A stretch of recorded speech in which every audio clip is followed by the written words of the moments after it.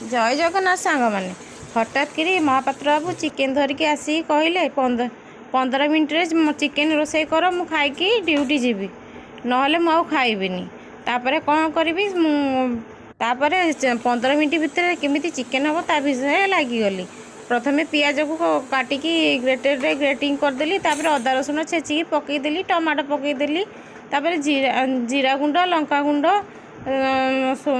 धनिया गुंड आ चिकेन मसला पकई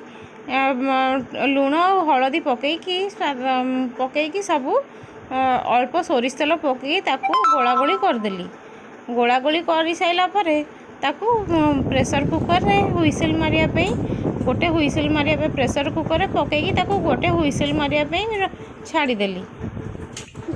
किछि समय छाड़ तापर लास्ट को गोटे तेजपत्र आउ किछि डालचीनी आउ गुजराती गुंड पकईकी ताकू प्रेशर कुकर हुइसिल मारिया पे छाड़ीदेली। छाड़ी साइला परे देखिला बेलू वाह पूरा बढ़िया चिकेन तो बढ़िया है किंतु 15 मिनट मोर चिकेन हो गला।